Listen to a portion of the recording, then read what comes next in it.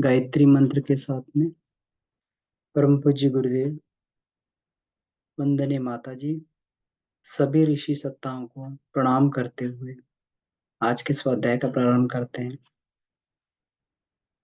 ओम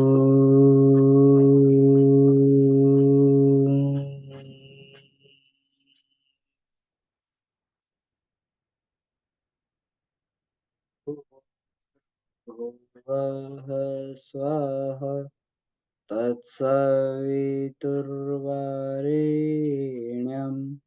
भर्गो देवस्य धीमहि धियो यो नः प्रचोदयात्। आप सभी को प्रणाम। गायत्री की पंचकोशी साधना एवं उपलब्धियां, तो इसी क्रम में आज का हमारा विषय है, जो हम सूक्ष्म शरीर और स्थूल शरीर और कारण शरीर का गहन रूप से स्वाध्याय मनन चिंतन कर रहे हैं। ये निश्चित रूप से हमारे लिए आगे चलकर चेतना के आवरण, जिसको पंचकोशीय आवरण बोलते हैं, उसमें बहुत अधिक ये प्रखरता की वृद्धि करेगा। क्योंकि चेतना की कोई भी एनाटॉमी नहीं होती है। इसको अगर समझा जा सकता है तो केवल ज्ञान के स्तर पर समझा जा सकता है। इसको अगर महसूस किया जा सकता है तो केवल सूक्ष्म इंद्रियों द्वारा महसूस किया जा सकता है। परम पूज्य गुरुदेव ने मैं क्या हूँ पुस्तक में एक बड़ी सुंदर बात कही है कि आत्मा आत्मदर्शन करने के लिए, आत्मा की झलक को देखने के लिए मन और बुद्धि ही ऐसे टूल हैं, उन्हीं के द्वारा व्यक्ति को काल्पनिक यात्रा प्रारंभ करके और वहां तक पहुंचना पड़ता है। हम सभी लोग जब भी हम लोग पढ़े होंगे किसी विषय को लेकर, तो कुछ ना कुछ उसका काल्पनिक चित्र जरूर बनाया होगा, और उसी का काल्पनिक चित्र बनाकर धीरे धीरे वो विषय हमारे अंदर गहराई से उतरने लगता है, और बिना कल्पना के संभव नहीं। उसका ज्ञान का पहली सीढ़ी है उसके विषय में उसके स्वरूप की कल्पना करना। क्योंकि चेतना का विषय बहुत गहन है और ये विज्ञान के सारे इंस्ट्रूमेंट की पकड़ से बाहर है। क्योंकि भौतिक विज्ञान की सीमाएं होती हैं, वो एक सीमा तक ही किसी चीज को पकड़ता है, और जहां से पदार्थ का अस्तित्व सूक्ष्म होने लगता है वहां से उसकी पकड़ बंद हो जाती है। फिर आगे की यात्रा फिर अपनी सूक्ष्म बुद्धि के आधार पर, प्रज्ञा बुद्धि के आधार पर साधक को करनी पड़ती है, और उसके लिए उसी स्तर का ज्ञान बढ़ाना पड़ता है। पदार्थ का एक गुण होता है क्रिया, तो पदार्थ जहां पर भी होता है वहां पर क्रिया होती है।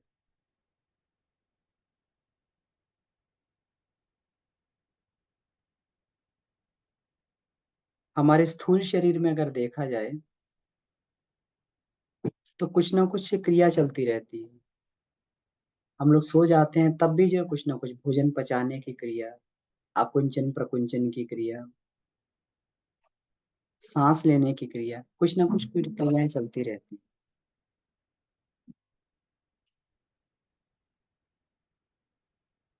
और इसके बाद में स्थूल शरीर हमेशा एक काम में और मग्न रहता है। पहला काम तो स्व संचालित प्रक्रियाएं हैं, और दूसरा कार्य वह है कि वो एक और क्रिया में मग्न रहता है, अपने मार्ग में आने वाली व्यवधानों को हटाता रहता है और अपने सुख उपभोग के साधनों को ढूँढता रहता है। अगर सामान्य स्तर पर अगर देखा जाए, तो अधिकतर प्राणी इसी क्रिया में संलग्न रहते हैं। भोजन खा लिया तो भोजन पच रहा है। आगे के लिए मस्तिष्क काम करता है कि हमारे आगे के जीवन में कोई विघ्न व्याधा तो नहीं आ रही है, उसको हटाने में लगता है, उसके बारे में मस्तिष्क बार-बार चिंतन करवाता है। बच्चों के एग्ज़ाम होते हैं तो रात में नींद नहीं आती कि कल एग्ज़ाम में क्या करेंगे? हमारे सामने कोई समस्या आती है, कोई घर में बड़ा समारोह होता है, लोगों की रातों में नींद नहीं आती। घर में किसी लड़के की शादी हो, लड़की की शादी हो, लोग कितने-कितने दिन तक सोते नहीं। किस वजह से? कि उस दिन जिस दिन अवसर आएगा, उस दिन कोई समस्या ना हो, उसी में उधेड़-बुन में व्यक्ति लगा रहता है। तो स्थूल संसार में आने वाली समस्याओं का समाधान और अपने सुख संसाधन के साधन ढूँढना। और जो व्यक्ति इसी 2 काम में लगे रहते हैं, उनको ये मानना चाहिए कि स्थूल शरीर में ही आबद्ध है। उनका ज्ञान वहीं तक सीमित है।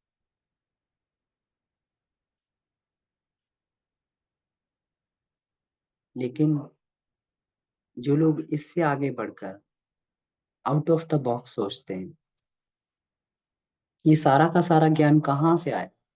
ये चेतना का ज्ञान कहाँ से आया? स्थूल में तो कुछ दिखाई नहीं देता। स्थूल कर्मेंद्रियों के द्वारा, ज्ञानेंद्रियों के द्वारा तो ये पकड़ से बाहर, नहीं तो फिर कैसे आया? ये वेद किस तरीके से आया?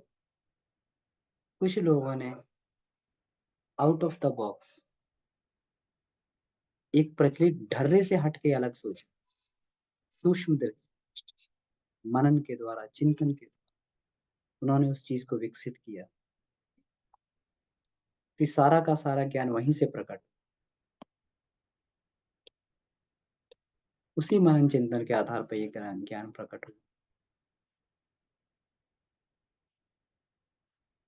अगर हम सूक्ष्म शरीर के बारे में देखें, तो स्थूल शरीर को बाहर की परिस्थितियाँ प्रभावित करती हैं।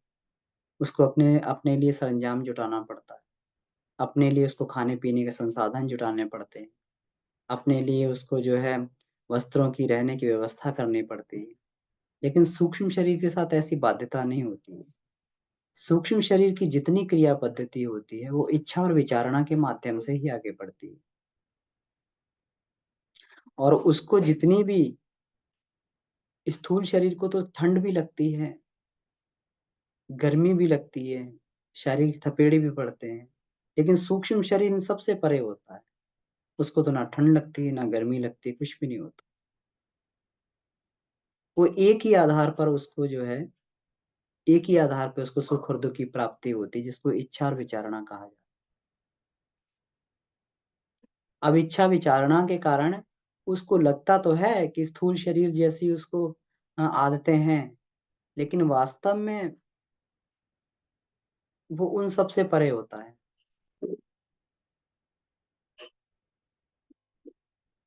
उसकी उसके लिए केवल और केवल उसकी भली और बुरी परिस्थितियाँ उत्पन्न करने का दायित्व केवल और उसकी इच्छा विचारणा के ऊपर होता है। कभी-कभी हमें शारीरिक परेशानी नहीं होती, लेकिन मानसिक स्तर पे कोई न कोई ऐसी बात कौंध जाती है, जिसके कारण व्यक्ति को नींद नहीं आती है। उसको असहनीय कष्ट होता है। कहते हैं कि शारीरिक कष्ट तो व्यक्ति को एक प्रकार से झेल लेता है, लेकिन मानसिक कष्ट जो है उसके लिए झेलना बड़ा मुश्किल है। जब ये आत्मा, जीवात्मा शरीर को छोड़ देती है, तो जो स्वर्ग और नरक कहा जाता है कि स्वर्गवासी हो गए, नरकवासी हो गए, ये सारा का सारा खेल जो है ये भाव संवेदना का है। इन्हीं भाव संवेदनाओं के कारण ही व्यक्ति जो है स्वर्ग और नरक से आँख मिचौली खेलता रहता है। जितने भी कष्ट होते हैं, परम पूज्य गुरुदेव ने कहा है मरने के बाद हमारा क्या होता है, पुस्तक में उन्होंने कहा है कि जीवात्मा सामान्य रूप से उसको 3 वर्ष का समय लगता है। सामान्य रूप से जो उसको नया जन्म लेने के लिए 3 वर्ष का समय लगता है, सामान्य रूप से। 1 वर्ष में 1 वर्ष में जब जीवात्मा शरीर को छोड़ती तो पहले वर्ष में वो भरपूर गहन निद्रा में चली जाती, गहन निद्रा में, गहरी निद्रा में चली जाती। और दूसरे वर्ष में जाकर फिर उसको स्वर्ग नरक की प्रक्रिया से गुजरना पड़ता है। ये स्वर्ग नरक की प्रक्रिया कौन-सी है? ये सारी मानसिक स्तर पे। हमें कोई हमारा प्रियजन, कोई स्वजन जिसके साथ हमारी बड़ी अपेक्षाएँ बंधी हैं, वो हमें कुछ कह देता है अगर, कुछ ऐसा कुछ कह दे कि हमारे हमारे मन को ठेस लग जाए, तो नरक तुल्य परिस्थितियाँ बन जाती। बार-बार, बार-बार व्यक्ति यही चिंतन मनन करता रहता है कि उसने मुझे ऐसा क्यों कहा? उसने मेरे साथ ऐसा क्यों किया? मानसिक स्तर पे पीड़ा। और ये मानसिक स्तर फिर उस समय जो शरीर की कितना भी सुख हो, शरीर कितना भी सुख में हो, शरीर कितना भी सुविधा में, उसको वह रास नहीं आता है। तो ये सारा का सारा जो खेल जो सूक्ष्म शरीर के स्तर पर ही होता है। और आत्मा जो है दूसरे साल में इसी स्वर्ग नरक प्रक्रिया से गुजरती है। इसीलिए इसलिए कहा गया है कि व्यक्ति जो है जितना भी स्वर्ग और नरक का आनंद लेता है, ये केवल और केवल अपनी इच्छा और विचारणा के कारण ही ये आनंद लेता है। ऐसा नहीं है कि मरने के बाद में स्वर्ग और नरक की प्रक्रिया होती। जीवित रहते भी सूक्ष्म शरीर के आधार पर उसको स्वर्ग नरक जो है उसको अपने जीवन में इसीलिए जीवन मुक्त आत्माएँ बोलते हैं, कि जो इस सुख और दुःख की दलदल से ऊपर उठ गया, वो उस जीवन मुक्त स्थिति में पहुँच गया। बुद्ध कहा करते थे कि आप मुझे नरक में भी भेज दो, मैं वहाँ पर भी स्वर्ग बना दूँगा। क्यों? क्योंकि उनकी चिंतन प्रक्रिया ऐसी। व्यक्ति की चिंतन प्रक्रिया के कारण ही सारा का सारा उनके आस-पास के मैग्नेट से पूरा का पूरा वातावरण बदलने लगता है, स्थूल बदलने लगता है। जीवात्मा इसी के कारण कष्ट पाती है और इसी के कारण सुख भोगती है। कभी-कभी कोई ऐसी बात हमें अच्छी लग जाती है, तो रात-दिन अपने आप मन में एक प्रसन्नता सी छाई रहती है। रात-दिन अपने आप ही बैठे-बैठे व्यक्ति को हँसी आती रहती है। बैठे-बैठे आनंद की हिलोरें लेता रहता है। तो बाहर से कौन-सा सुख मिल गया? कोई शरीर को तो कोई सुख नहीं मिला। लेकिन हाँ, मनस्थिति ज़रूर उस वहाँ पर पहुँच गई है, जहाँ पर सुख की अवस्था महसूस हो रही। तो ये सूक्ष्म शरीर जो है इतना विराट है, ये ही हमारे परलोक का निर्माण करने वाला है। लोग कहते हैं कि परलोक सुधारेंगे। तो परलोक सुधारने का मतलब केवल और केवल यही होता है कि हम अपने स्थूल के साथ हम अपने सूक्ष्म का भी निर्माण करें। हम लोग बात करते हैं स्थूल शरीर की, सूक्ष्म शरीर की, कारण शरीर भी होता है। कारण शरीर का मुख्य काम स्थूल से सूक्ष्म विराट होता है और सूक्ष्म से कारण विराट। कारण शरीर का विस्तार पूरे के पूरे ब्रह्मांड में होता है। जितना भी दैवी जितना भी दैवी शक्तियों के साथ आदान-प्रदान होता है, ये कारण शरीर के द्वारा ही होता है। पूरा का पूरा भाव संवेदना के बलबूते होता है। वहाँ पर फिर विचार काम नहीं करता, बुद्धि काम नहीं करती, वहाँ केवल और केवल भाव संवेदनाएँ काम करती हैं, अंतःकरण की। और देवता लोग, ऋषि लोग इन्हीं को बार-बार परिष्कृत करते रहते हैं। उन भाव संवेदना को बार-बार परिष्कृत करते हैं। विश्वामित्र जब तपश्चर्या कर रहे थे, तो इसी चीज़ को बार-बार वो परिष्कृत करने का प्रयास कर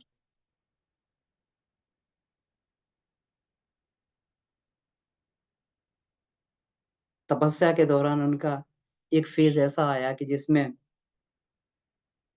त्रिशंकु के सामने जब त्रिशंकु को उन्होंने जीवित स्वर्ग भेज दिया, तो वहाँ से इंद्र ने धक्का मार दिया, नीचे गिर रहे थे। इनका अहंकार चोटिल हो मैंने भेजा और ऐसा कर दिया इंद्र ने। एक दूसरे स्वर्ग का निर्माण करने लगे, नई सृष्टि का निर्माण करने। इतनी क्षमता थी। लेकिन क्योंकि वह सृष्टि के विरुद्ध था तो वो नहीं कर पाए। उन्हें आकाशवाणी हुई कि तुम गलत कर रहे हो। किसके वशीभूत होकर? केवल और केवल अपने अहंकार के उसके कारण।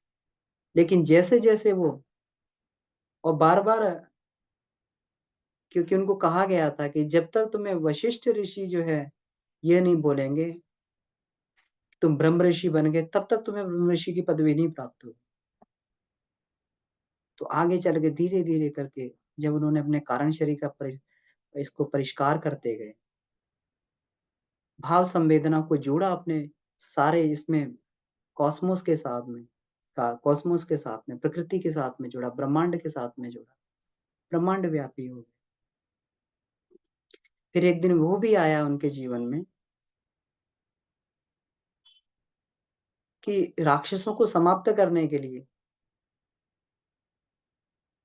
उनको जो है भगवान राम और लक्ष्मण को माँगने के लिए गए दशरथ।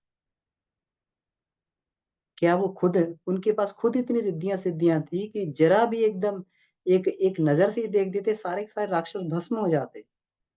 लेकिन उन्होंने ऐसा नहीं किया क्योंकि उनकी भाव संवेदना का विस्तार ऐसा हो। उन्होंने कहा कि मैं उस अनुसंधान में लगा हूँ जहाँ मैं क्रोध नहीं कर सकता। संत यही होता है। वो चाह के भी क्रोध नहीं कर पाता। एक स्थिति से ऊपर व्यक्ति की वह स्थिति बन जाती है कि वो चोर अपराधी पे भी क्रोध नहीं करता। वहाँ तो केवल और केवल क्षमा का भाव रह जाता है।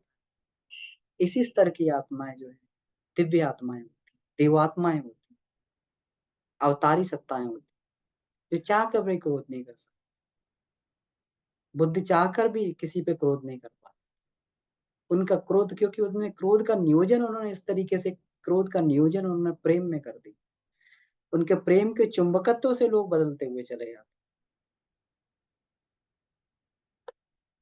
लोगों ने जो बौद्ध धर्म की दीक्षा ली और उसके लिए लोग परिव्रज्या के लिए बढ़ते चले गए, ये केवल उनके कारण शरीर का विस्तार था। उन्होंने इसी को उन्होंने व्यवस्थित किया। तो मनुष्य के जीवन में ये इसी तरीके से जाँच-पड़ताल उसको करते रहना पड़ता है कि मेरी भाव संवेदना कितनी विकसित हुई, मेरा कारण शरीर कितना विकसित हुआ, मेरा सूक्ष्म शरीर कितना विकसित हुआ मतलब हमारे अंदर साहस, संकल्प, पराक्रम पराक्रम की कितनी वृद्धि हो रही है। अगर हमारे अंदर संकल्प हमारे मजबूत बन रहे हैं, साहस मजबूत बन रहा है, दृष्टिकोण हमारा परिमार्जित हो रहा है, तो हमें ये पता लगता है कि इससे हमारा सूक्ष्म शरीर बलिष्ठ हो रहा है।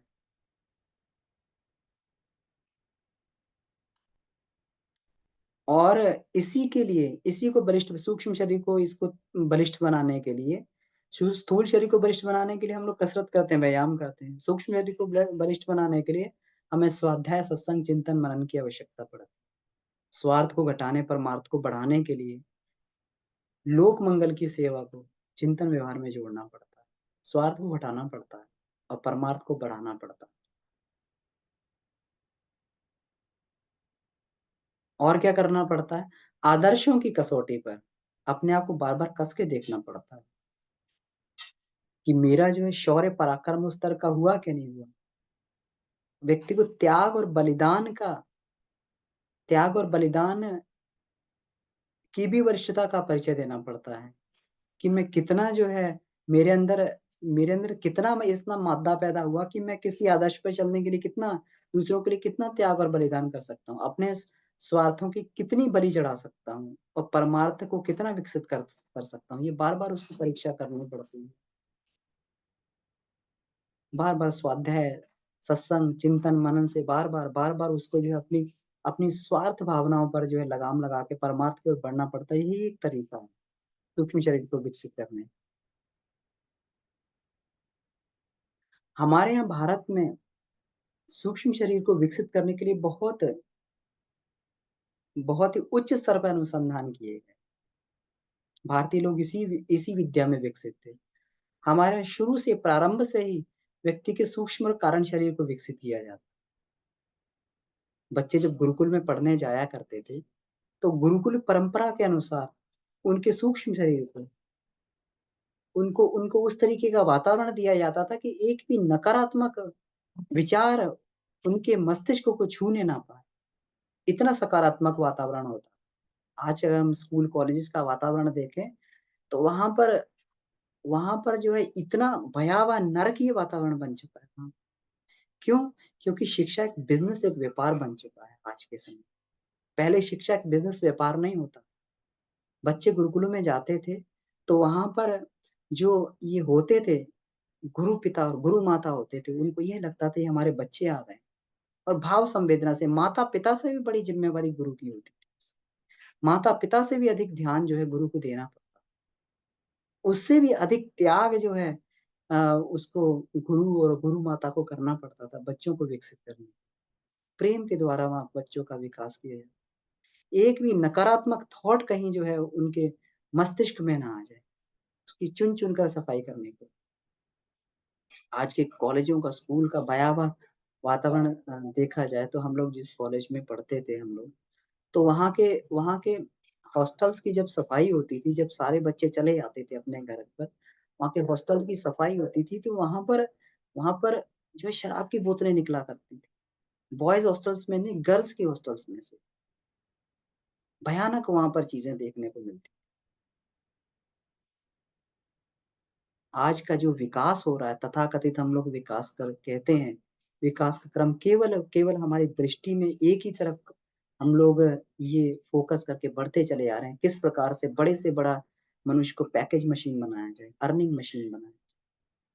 आज केवल जो है अगर किसी के अगर किसी के अगर इसका भी मूल्यांकन किया जाता है, प्रतिभा का मूल्यांकन किया जाता, तो यही पूछा जाता, "बेटा तुम्हारा पैकेज कितना?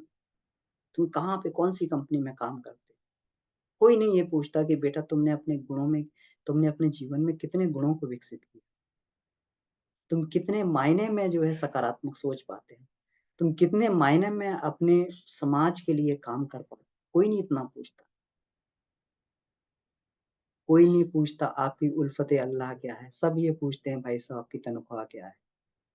इसी में हमारी सारी की सारी दुनिया सिमट के रह गई है। प्राचीन गुरुकुल में ये परंपरा थी। वहाँ पर जो है सूक्ष्म और कारण शरीर को विकसित किया जाता। हमारे ऐसे-ऐसे योगी हुए हैं, चांगदेव के बारे में बात आ योगी चांगदेव के बारे में हम लोग सुनते हैं कि उनकी आयु जो उनकी 1400 वर्ष आयु बताई जाती है। 1400 वर्ष उनकी आयु बताई जाती है। कहते हैं कि उन्होंने अपनी मृत्यु को 14 बार लौटा दिया। मतलब इतना बड़ा व्यक्तित्व, इतना योगी लोग अपने व्यक्तित्व को विकसित कर लेते थे कि मृत्यु जैसे अटल सत्य को भी क्या अभी नहीं, अभी है, अभी समय नहीं है अभी आपका, अब जाइए वापस, मृत्यु को भी लौटा देते थे। खुद ही को कर बुलंद इतना कि खुदा पूछे बता बंदे तेरी रज़ा क्या है? कि मनुष्य से पूछ-पूछ के कि आपको शरीर छोड़ना है कि नहीं छोड़ना है? लोग स्वेच्छा से शरीर छोड़ा करते थे। चांगदेव 1400 वर्ष के थे। हाथ में नाक का चाबुक लेकर और शेर पे सवारी करके चला करते। नाक का चाबुक लेते थे और शेर पे सवारी किया करते। एक बार कहते हैं कि लेकिन उनके उसमें ये था कि उसमें योग सिद्धियों में तो बहुत ऊपर पहुँच गए थे, जिसकी हम लोग बात कर रहे थे। सूक्ष्म शरीर तो बहुत सिद्ध कर लिया था। योग सिद्धियाँ बहुत थी उनके पास में। एक बार जो है उनकी परीक्षा करनी चाहिए लोगों ने, तो उसमें जो है तो उन्होंने उनको जो है चौकी के ऊपर चौकी लगा के 24 चौकियाँ लगाई गईं और उनको जो है उसमें प्रवचन करने के लिए बैठाया गया। और वहाँ फिर जो है उनके निर्देशानुसार जब वो प्रवचन करने लगे तो एक-एक चौकी हटाते चले गए वहाँ से। एक-एक चौकी हटाया और उन्होंने देखा कि उनका शरीर हवा में ही लहरा रहा है और लोग उनका जो है प्रवचन वहाँ पे सुन रहे थे। हवा में ही बैठ के प्रवचन दे रहे थे। तो चांगदेव ने बताया कि बहुत बड़ी बात नहीं है, ये तो सूक्ष्म शरीर का जो है, ये केवल एक उसका साधना मात्र है, जिसके कारण मनुष्य को तत्वों में परिवर्तन करके, हेर-फेर करके किसी भी समय, कैसे भी ज़ीरो मास अपने आप को कर ले। लेकिन उन्होंने इतना विस्तार तो किया लेकिन उन्हें जो है मोक्ष और मुक्ति नहीं मिल पा रही, इतने बड़े योगी होने के बाद। सिद्धियाँ-रिद्धियाँ तो बहुत थी। तो कहते हैं कि ईसा से लेके जब ईसा का जन्म हुआ तो ईसा से लेके और संत ज्ञानेश्वर तक की समय तक जो है उनकी गाथाएँ, योग गाथाएँ गाती जा रही। तो जब संत ज्ञानेश्वर बहुत छोटे थे। 16 वर्ष की आयु में ब्रह्मज्ञानी हो गए संत ज्ञानेश्वर, मुक्त।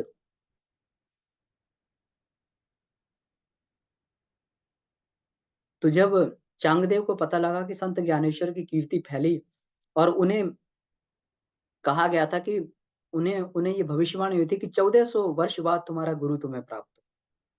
तो जब संत ज्ञानेश्वर की उन्होंने ख्याति सुनी, तो उन्होंने देखा कि हो सकता है कि यही मेरे गुरु के उसमें हो सकता है।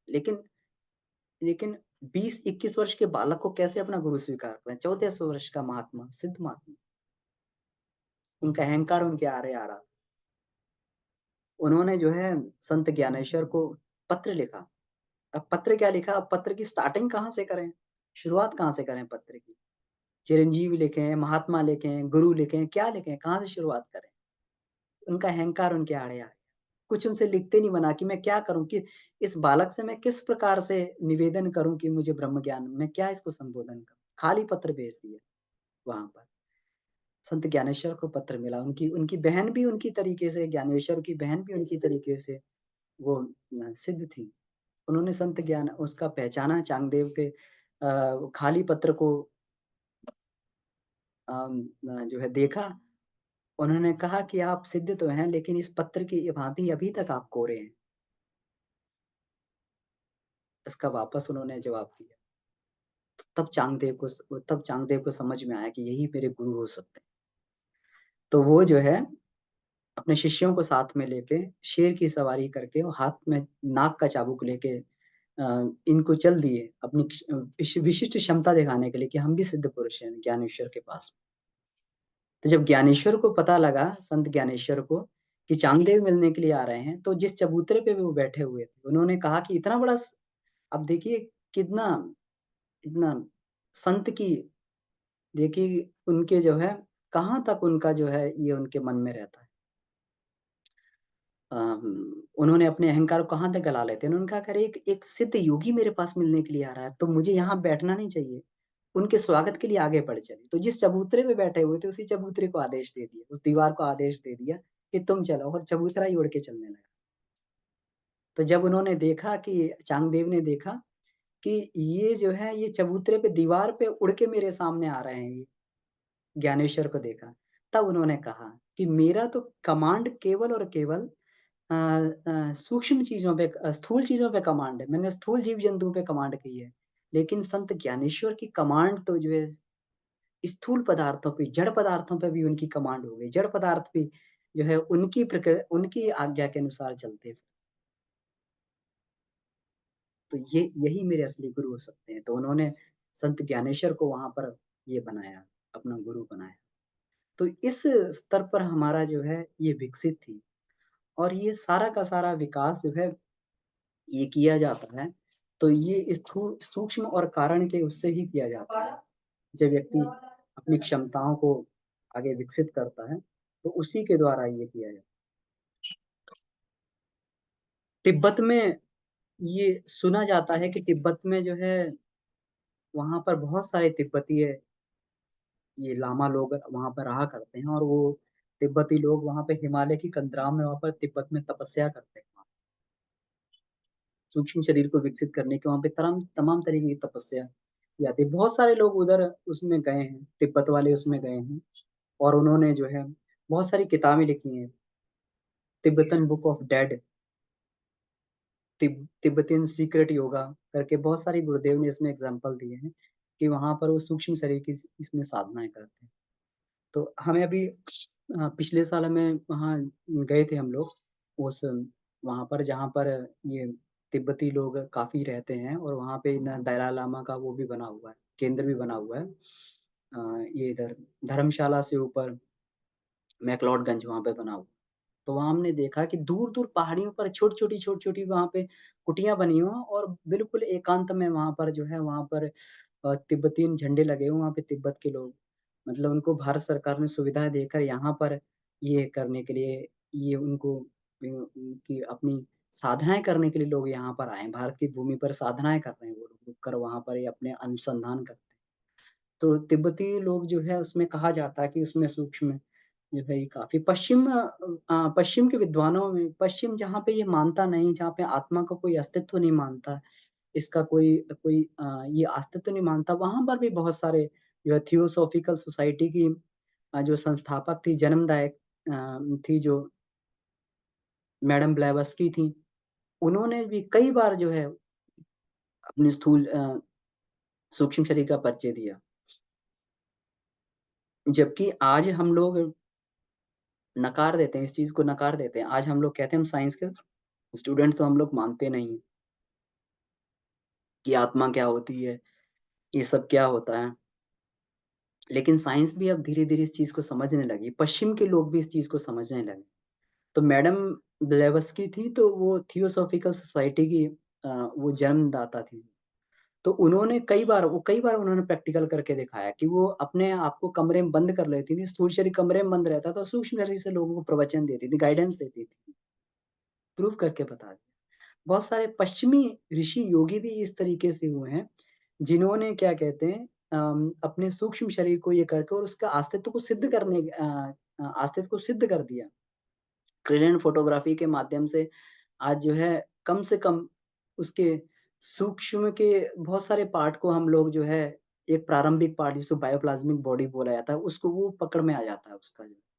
मनुष्य जब उसमें क्रिएन फ़ोटोग्राफ़ी से उसकी स्कैनिंग की जाती है तो उसके चारों तरफ एक ऑरा दिखाई देता है। ऑरा स्कैनर के माध्यम से जो है और उसमें अलग-अलग प्रकार के उसमें ऑरा में कलर दिखाई देते हैं कि किस प्रकार और कहाँ विकृति है, उसकी रिपोर्ट भी वो जनरेट कर देता है। तो अब पश्चिम भी इसको पकड़ने लगा है, लेकिन हमारे भारतीय लोग प्रारंभ से ही इस विधा में बड़े पारंगत थे और शुरू से बचपन से ही यहाँ पर वो साधनाएँ की जाती थी, इसको विकसित करने की साधनाएँ। बच्चे को बचपन से ध्यान 11 वर्ष की आयु में जब उसके अंदर जो है वो उमड़ता था, उसके अंदर शक्तियाँ उमड़ती थी, तो उस शक्ति को चैनलाइज़ करने के लिए उसको ध्यान की विधाएँ सिखाई जाती।